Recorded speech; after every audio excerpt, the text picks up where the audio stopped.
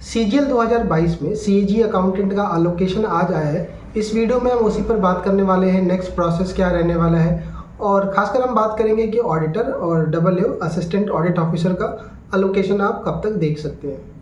तो जो अगला वीक आ रहा है आपका, मंडे से अगर हम बात करें तो बुधवार तक आपका वर्किंग होगा, थर्सडे को गवर्नमेंट हॉलीडे है आपका और मंडे को भी आपका सरकारी छुट्टी। तो मैक्सिमम लोग लंबी छुट्टी मतलब कंटिन्यू 5 दिन की छुट्टी मिल जाएगी अगर फ्राइडे का छुट्टी लगाते हैं तो ये क्या होगा कि मैक्सिमम लोग छुट्टी पे जाएंगे। तो आप बुधवार तक देखोगे कि ये सीएजी का जो बचा हुआ है ऑडिटर और असिस्टेंट ऑडिट ऑफिसर, इन दोनों का एलोकेशन आपको देखने को मिल जाएगा। ऑलरेडी बहुत लेट हो चुका है तो पैनिक ना होइए, इतना दिन वेट किया है तो 2-3 दिन और आप वेट कर लीजिए। आपको अकाउंटेंट में कौन सा स्टेट मिला है एक बार कमेंट सेक्शन में बताइएगा। डिज़ायर मिला है नहीं मिला है, घबराने की ज़रूरत नहीं है, स्टार्टिंग से एंड तक पूरा कुछ देखिएगा। और जो लोग भी एडमिन सुन रहे होंगे अपने पोस्ट के उसका ग्रुप के, यानी कि सीएजी अकाउंटेंट सीजीएल 2022, इस वीडियो को पोस्ट कर दीजिएगा ताकि सब तक इन्फॉर्मेशन पहुँच पाए। तो सबसे पहला जो काम आप करिए, आप अपने पोस्ट का जो ग्रुप है यानी कि सीएजी अकाउंटेंट सीजीएल 2022 उसको ज्वाइन कर लीजिए। और ख़ास करके स्टेट वाइज जिसको यूपी मिला है, जिसको तमिलनाडु मिला है, किसी को केरल मिला है, जिसको जो भी स्टेट मिला है, ग्रुप वाइज आप जुड़ जाइए। उससे बहुत सारे फ़ायदे आपको मिलेंगे। अगर ग्रुप नहीं मिल रहा है, टेलीग्राम ग्रुप का नीचे मैंने अपना लिंक दे रखा है, आप वहाँ पर जा कर के अपने स्टेट वाइज ग्रुप पालोगे, वहाँ पर मैं पोस्ट कर दूँगा। तो सबसे पहले हम देखते हैं कि स्टेप बाय स्टेप प्रोसेस क्या रहने वाला है और ज्वाइनिंग एक्सटेंशन सब कुछ हम कवर करेंगे। देखिए, जो भी आपको स्टेट एलोकेट किया गया है, ऑफिस का जो नाम आपके एलोकेशन वाली पीडीएफ में आ रहा होगा, वहाँ से आपको अटेस्टेशन फॉर्म, मेडिकल और कैरेक्टर सर्टिफिकेट आपके घर की पोस्ट पर, यानी आपका जो पता है उस पर बाई पोस्ट भेजा जाएगा और आपको ईमेल भी किया जाएगा। ईमेल आप अपडेटेड रहिएगा, जिस पे आपने वो करस्पॉन्डेंस का फॉर्म भरते वक्त एसएससी में आपने करा था, वो ध्यान रखिएगा सही से। बाकी घर पे बाई पोस्ट भी आएगा, तो जो भी आपका लोकल डाकघर होगा वहाँ पर बता दीजिएगा जाकर अपना नाम, आपके फादर का नाम, कि इस नाम से कोई अगर लेटर आए तो वो आपको इन्फॉर्म कर दे। करस्पॉन्डेंस जनरली अब आता नहीं, तो लोग जो लोकल डाकिया होगा वो आपको हो सकता ना जानता हो, तो आप एक बार ज़रूर बता दीजिएगा। आगे का देखो प्रोसेस ये रहने वाला है कि आपके घर में जब अटेस्टेशन फॉर्म आ जाएगा, उसमें अटेस्टेशन फॉर्म, मेडिकल और कैरेक्टर सर्टिफिकेट, ये तीनों रहेंगे। मेडिकल और कैरेक्टर सर्टिफिकेट कैसे बनवाना है हम उसमें पहले बात करते हैं। मेडिकल सर्टिफिकेट आपका जो जिला अस्पताल होगा, सरकारी अस्पताल होता है, वहाँ जब आप जाएंगे तो एक फॉर्मेट उसमें देते हैं आपका अटेस्टेशन फॉर्म वाले में। हर स्टेट के जो अलग अलग ऑफिस है सबका अपना अलग अलग परफॉर्मा रहता है। तो आप उस फॉर्मेट को लेके जब जाएंगे जिला अस्पताल में, किसके पास जाना होता है? जो सीएमओ होता है, चीफ मेडिकल ऑफिसर, उसका एक पर्सनल असिस्टेंट होता है, जनरली स्टेनोग्राफर रहते हैं या फिर आपका कोई अपर डिवीज़न क्लर्क होगा। उसको आप दिखाएंगे ये चीज़ कि इस गवर्नमेंट की नौकरी लगी, मतलब इस विभाग में आपका सिलेक्शन हुआ है और उसके लिए आप ये बनवाने आए हैं। जब भी आप सरकारी अस्पताल में जाएंगे टेस्ट करा वो बनवाने के लिए, तो एक पर्ची कटती है आपकी 1 रुपये की, उस पर्ची पे 1-2 रुपये की, उस पर्ची पर वो टेस्ट कुछ लिखेगा कि आप आँखों का, गले का, कान का, नाक का और हड्डी का कुछ टेस्ट लिखेगा। वो टेस्ट आपको करवा करके और देनी पड़ेगी वहाँ जा करके, तब आपका वो सर्टिफिकेट बन करके आपको दे दिया जाएगा। उसकी 2 कॉपी रहती है, एक कॉपी वो अपने पास रखते हैं, एक सील लगा करके आपको दे दी जाएगी।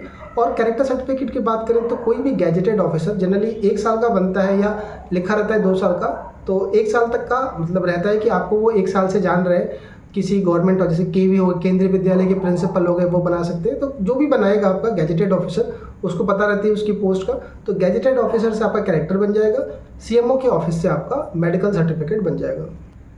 थोड़ी भागदौड़ रहती है इसमें, लेकिन अगर हम बात करें कि क्या अभी एग्ज़ाम आपका लगा हुआ है, क्या वो कहीं हैम्पर होने वाला है, तो वो होगा नहीं, बिकॉज अभी ये सब आते आते आपके पास टाइम लगेगा। और कितना टाइम लगेगा हम अभी उस पर बात कर लेते हैं। तो देखो यार, जब आपका ये एलोकेशन हो गया है तो स्टेट जो आपके पास भेजेंगे ये अटेस्टेशन फॉर्म, और ये जनरली 1 महीने से 1.5 महीने का वर्स्ट केस देख सकते हो। वैसे तो एलोकेशन में इतना टाइम लग गया, आपने बहुत बर्दाश्त किया, लेकिन जिनका भी मेंस का एग्ज़ाम आ गया है तो आप इतना टाइम देख सकते हो। अगर पहले भी आ गया तो कोई घबराने की ज़रूरत नहीं है, उसमें भी डेडलाइन रहती है एटलीस्ट 20 दिन की, कि 20 दिन 25 दिन के अंदर आपको करा के ये सब लेके वहाँ पर जाना है।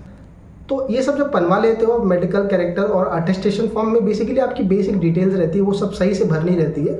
आपकी सारी क्वालिफिकेशन से लेकर के, फैमिली डिटेल से लेकर के, जो भी डिपेंडेंट है घर में, वो सब डिटेल आप भरते हैं उसके अंदर, और वो आप लेकर के जाओगे तब वहाँ पर डीवी कंडक्ट करा जाएगा। देखो, डीवी के अंदर पहले एसएससी डीवी करती थी, अब डिपार्टमेंट करेगी। डीवी में सर्टिफिकेट में अगर कोई इशू है, 10th 12th ग्रेजुएशन में कोई इशू नहीं आने वाला है, बिकॉज सर्टिफिकेट को लेकर के डिपार्टमेंट, हर एक डिपार्टमेंट प्रेजेंट टाइम में बिल्कुल लेनियंट है। अगर आप बात करते हैं कि जहाँ पर प्रॉब्लम देखने को मिल सकता है आपका, जैसे कि आप कई लोगों का डिग्री सर्टिफिकेट नहीं है, तो अगर आपके पास डिग्री नहीं है तो आपका प्रोविजनल से काम चल जाएगा। अगर हम बात करें कास्ट की, देखो यार सीएजी में मैंने बताया आपको, रेगुलर में वीडियोस अपलोड करते हैं और मैंने बताया आपको कि ये जो चैनल है मेरा वो खासकर जब फाइनल रिजल्ट आ जाता है टीयर 2 का, उससे लेकर के ज्वाइनिंग और उसके बाद की जो चीज़ें रहती है वो मैक्सिमम कवर करता हूँ। तो मैंने बताया आपको कि यार खासकर सीएजी में देखा गया है कि वो सर्टिफिकेट, कास्ट सर्टिफिकेट को लेकर के इशू पिछले सालों में किए हुए हैं, राइट। तो जो लोग ओबीसी से हैं, जो लोग ईडब्ल्यूएस से हैं, एक बार को अपने सर्टिफिकेट को लेकर के अलर्ट रहेगा कि किस जगह पर, जैसे देखो अलग अलग ऑफिसेस है। आप ये देखोगे कि उत्तराखंड में सर्टिफिकेट जिनका वैलिड नहीं है, वैलिड का मतलब क्या हो गया कि जो क्रूशियल डेट का ओबीसी का है अगर वो नहीं है तो देखोगे कि वहाँ कुछ इशू कर रहे हैं। लेकिन आप देखोगे कि यार यूपी में उसी तरह का फॉर्मेट है लेकिन वहाँ पर एक्सेप्ट हो रहा है। तो आप ये कनेक्टेड रहिएगा कि क्या स्टेटस है जिनका प्रोविजनल है। ईडब्ल्यूएस में जिनका फाइनेंशियल ईयर, वैलिड ईयर सही नहीं है, वो लोग भी एकदम अपडेटेड रहिए। घबराने की जरूरत नहीं कि आपका गलत हो गया, खराब हो गया तो देखो यार कहीं डिपार्टमेंट मुझे नहीं दे रहा है तो मेरी ही गलती है, आप रहिएगा। क्योंकि मैं बताऊं मैक्सिमम डिपार्टमेंट जो है वो अपने अकॉर्डिंग करते हैं। कई जगह पर देखोगे कि आपका एक अंडरटेकिंग भरवा के ज्वाइनिंग करवा दी जाएगी, कई जगह पर वन टाइम रिलैक्सेशन, क्योंकि फर्स्ट टाइम डिपार्टमेंट करवा रहा है ये, तो वो करके आपका दे सकते हैं। तो घबराने की जरूरत नहीं है, आप अपडेटेड है। बाकी मैं तो चीज़ें कर रहा हूँ और मैं बिल्कुल इस पर लगा हुआ, बिकॉज 22 का जो एग्ज़ाम हुआ है उसके बाद जो डीवी कंडक्ट अभी हुई है, अभी तक हुई है, अभी कोई दिक्कत नहीं आया है। सीएसएस से लेकर के एमईए से लेकर के आईटीआई एग्जामिनर और जीएसटी, ये जिन डिपार्टमेंट का अभी तक हुआ है। बाकी सीएजी को लेकर के प्रॉब्लम हुए हैं पीछे, इसलिए आप थोड़ा सा अलर्ट मोड में रहिएगा। देखो एक्सटेंशन की आप सोच रहे होगे कि यार एक्सटेंशन कैसे लेना होगा। जब आप डिपार्टमेंट डीवी के लिए जाएंगे, वहाँ पर डीवी करवाने जाएंगे, तो उस समय ही आप अगर एक्सटेंशन की ज़रूरत पड़ेगी नहीं, बिकॉज ये सब होते होते मैंने बताया आपको कि 1.5 महीना के आसपास अभी आपका अटेस्टेशन फॉर्म और वहाँ लेके जाओगे आप डीवी कराने के लिए, इतना टाइम लग जाएगा अगर हम देखा जाए तो वैसे करके, तो आपका मेंस का एग्ज़ाम निपट जाएगा। लेकिन अगर मान लीजिए किसी को किसी और दूसरे ग्राउंड पे, किसी के घर में कोई पेरेंट्स की तबीयत ख़राब है या कुछ और ग्राउंड है, किसी का अभी जॉब है पीछे चल रहा है, वो अभी नोटिस पीरियड में है आपका, तो उस केस में क्या है कि जब आप डीवी कराने जाएंगे उस टाइम पर ही आप उनको एक्सटेंशन के लिए बोल देंगे, तो एक मेल आईडी दिया जाता है या फिर जनरल डिपार्टमेंट का एक मेल होता है, उस पर आप मेल कर देंगे उस ग्राउंड के बेसिस पे, तो 1 से लेकर के 3 महीने तक का अभी आराम से मिल जा रहा है। आगे भी चाहिए तो मिल जाएगा, 6 महीने का रूल है। लेकिन ज़्यादातर जो आपके हायर अथॉरिटी यानी कि सीनियर अकाउंट ऑफिसर होंगे वो 3 महीने से ज़्यादा का ग्रांट नहीं करेंगे। बाकी उससे ज़्यादा चाहिए होगा आपको तो आप उन पे रहती है, उनकी पावर के पास रहती है। देखिए जब आप ये डिपार्टमेंटल डीवी करवा लोगे, डीवी कंडक्ट हो जाएगा, उसके बाद आप वहाँ से जब आ जाओगे घर पे, तो 10 से 15 दिन के अंदर आपके घर पे ज्वाइनिंग लेटर आता है। डिपार्टमेंटल डीवी के लिए जो अटेस्टेशन फॉर्म आता है वो अलग होता है, ज्वाइनिंग लेटर जो आता है वो अलग होता है। ज्वाइनिंग लेटर में ये लिखा रहता है कि आपको कौन सा वाला ऑफिस जा करके ज्वाइन करना रहता है, ज्वाइन करना है, और उसमें डेट लिखी रहती है कि इस डेट के अंदर आपको जाके ज्वाइन करना रहेगा। कोशिश करिएगा कि ज्वाइनिंग का प्रोसेस जितनी जल्दी हो जाए उतना ही बेटर रहता है।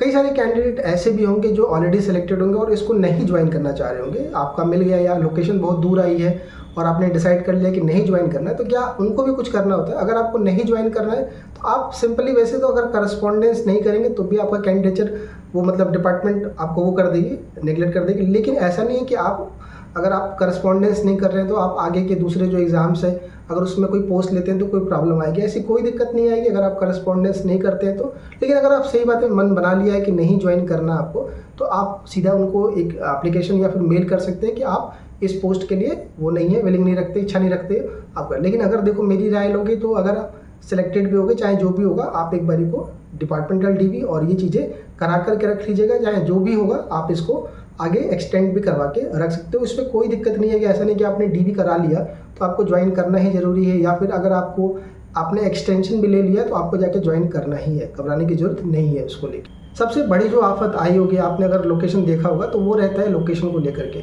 यार सीएजी को लेकर अनसर्टेनिटी रहती है कि लेकिन आप वैकेंसी देख रहे थे 2800 ग्रेड पे की, तो देखो आपको हो सकता है कि स्टेट होम स्टेट मिला हो, जिनको मिला होगा कमेंट डालिएगा सेक्शन में, जिनको नहीं मिला है तो यार रहता है कि यार वहाँ पे रहने का या कैसे, वहाँ का कल्चर कैसा है, वहाँ के लोग कैसे हैं, लोकल लैंग्वेज है, ये सब चीज़ें रहेंगी। देखो मैं आपको साफ साफ बताऊँ, आपका जो टाइम है 9:30 बजे से लेकर के 6 बजे तक रहोगे आप, मैक्सिमम आपका टाइम ऑफिस के अंदर निकल जाएगा।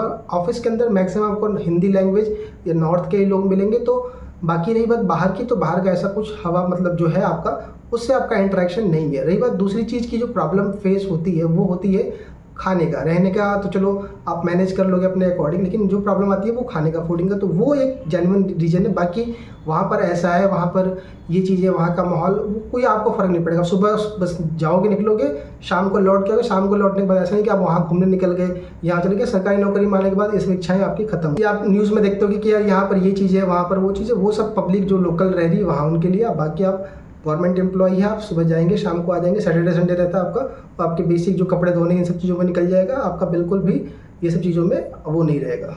तो आपको टाइम का पता नहीं चलेगा, उसको लेके पैनिक ना होइए, क्योंकि सबसे ज़्यादा आप उसी को लेके परेशान होंगे। देखिए, जो भी स्टेट आपको मिला है, आप ज़रूर चाह रहे होंगे कि क्या मेरा स्टेट कैसे चेंज हो पाएगा। इसको केरल मिला होगा, चाह रहा होगा यूपी कैसे आ जाऊँ, राजस्थान कैसे आ जाऊँ। तो देखिए, सीएजी की अगर हम बात करें, सीएजी में चाहे जो भी पोस्ट मिलती है उसमें ट्रांसफ़र दो ही तरीके से होते हैं। एक तो जब आपका प्रमोशन होता है। प्रमोशन कब होगा आपका?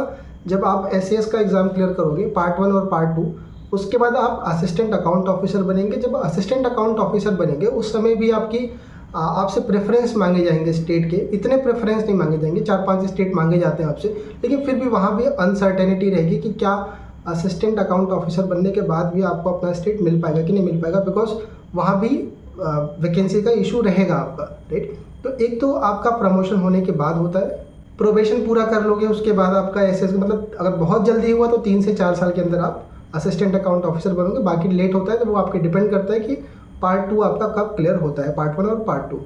बात करते हैं हम लोग हैं कि नॉर्मल जो ट्रांसफ़र का तरीका होता है, तो वो होता है म्यूचुअल ट्रांसफ़र। म्यूचुअल ट्रांसफ़र के लिए यूँ समझिए कि जैसे आपको अगर केरल मिला है, किसी कैंडिडेट को यूपी मिला हुआ है, और अगर आप दोनों लोग म्यूचुअल के लिए रेडी हैं, तो आपकी दोनों की फ़ाइल जो है आपके रिस्पेक्टिव हेड ऑफिस यानी कि एजी या पीएजी ऑफिस से ट्रांसफ़र हो जाएगी। लेकिन म्यूचुअल ट्रांसफ़र होने के बाद दोनों को एटलीस्ट 1 साल तक सर्व करना पड़ेगा, तभी आपका वो लोकेशन रहेगा, राइट।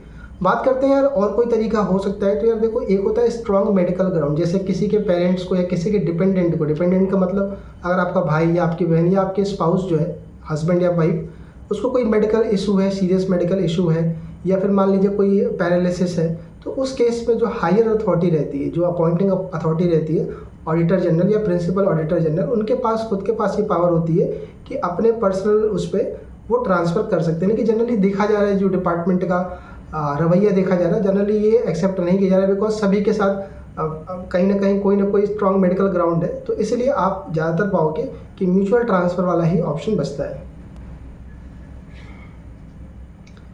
सवाल ये उठता है कि मुझे कैंडिडेट कहाँ से मिलेंगे। देखिए, अभी क्या है कि आपको स्टेट वाइज मैंने बनाया, ग्रुप ज्वाइन कर लीजिए। म्यूचुअल के लिए अगर किसी ने बना रखा होगा मुझे ज़रूर भेजिएगा, और मैं ट्राई कर रहा हूँ, क्योंकि यार इस तरह की जो जेन्युइन दिक्कतें हैं उसके लिए हमें ज़रूर कनेक्ट रहना ज़रूरी है। देखिए, अभी क्या होगा मैं बताऊँ, आप ढूंढ रहे होगे कि यार मुझसे कोई म्यूचुअल कर ले या कोई कैंडिडेट अवेलेबल। देखो, अभी क्या है कि सभी लोग डरे हुए होते हैं जब नए कैंडिडेट होते हैं। खासकर सीजीएल 2023 का जो रिजल्ट आया उसमें बहुत सारे लोग नहीं सिलेक्ट हुए हैं, और जब सरकारी नौकरी की बात आती है तो कैंडिडेट बहुत स्टेप आराम मतलब बिल्कुल कोई भी रिस्क नहीं लेना चाहता, क्योंकि आप पर पेरेंट्स का भी दबाव रहता है, और होना भी चाहिए, सही बात है, कहीं पर भी किसी तरह का रिस्क नहीं चाहते। तो अभी क्या है कि अगर आप ढूंढोगे इनिशियल स्टेट में तो बहुत मुश्किल है। और दूसरी चीज़ ये भी है कि आप जो स्टेट से म्यूचुअल चाह रहे होंगे, डेफिनेटली वो ऐसा स्टेट होगा जहाँ पर लोग जाना नहीं चाह रहे होंगे, तो एक ये दिक्कत है। तो देखो, अभी क्या है कि अभी सभी लोगों को ज्वाइन कर लेने दीजिए, आप उस ग्रुप में या फिर जो म्यूचुअल ट्रांसफ़र का जो वो रहेगा उसमें आप एक्टिव रहिएगा। देखिए, कुछ समय के बाद 2-3-4-5 महीने बाद सबके केसेस बदलते हैं। जैसे मान लीजिए किसी की शादी हो जाती है, कोई मेल या फीमेल की, और उसका जो स्पाउस है, हस्बैंड या वाइफ ऐसी जगह पर वर्किंग है जिसकी वजह से उसको ट्रांसफ़र के लिए ज़रूरत है। कई केसेस ऐसे हैं कि मान लो अभी 23 का रिजल्ट आ रहा है, उनके जो हस्बैंड है उनका जीएसटी में मुंबई हो जाता है, अभी उन्होंने यूपी ले रखा है, उनको मुंबई जाना पड़ रहा है, ऐसे केसेस बनते हैं, राइट।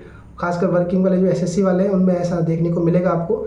ऐसे ही आपको देखने को मिलेगा कि मान लो किसी के पेरेंट्स का मेडिकल ट्रीटमेंट के लिए वो दिल्ली के लिए देख रहा है, और उसने कोई दूसरा स्टेट ले रखा है, और मान लीजिए बिहार का कोई कैंडिडेट है, उसने दिल्ली ले लिया, और कोई बंदा जो दिल्ली आना चाह रहा होगा जिसको बिहार मिला होगा, तो ये दोनों आपस में कर सकते हैं, बिकॉज दिल्ली वाले को बिहार आने में प्रॉब्लम है। ऐसे बहुत सारे केसेस अलग अलग मिलेंगे, आप एक्टिव रहिएगा, थोड़ा टाइम लगेगा अगर कोई कैंडिडेट मिलता है। प्लस पॉइंट ये रहता है कि म्यूचुअल ट्रांसफ़र होने में, फाइल प्रोसीड होने में कोई दिक्कत नहीं होती। बाकी देखो, डिपार्टमेंट आपको पता ही है, बाकी इसका काम के बारे में बात करें तो ठीक है, नॉर्मल है। अगर आप एसएएस का एग्ज़ाम जल्दी पास करते हैं, डबल जल्दी बनते हैं, तो 4 साल के बाद 5400 ग्रेड पे पाए लगेंगे, जो कि क्लास 1 के इक्विवेलेंट आपकी वो सैलरी रहती है। उसके बाद अगर हम बात करें अगला प्रमोशन का, तो एओ की पोस्ट हटा दी गई है, अब सीनियर एओ बन गया आपका, और वो भी आपका क्लास 10 है, मतलब सैलरी में कोई फ़र्क नहीं पड़ेगा। तो कुल मिलाकर के टोटल आपका सही है।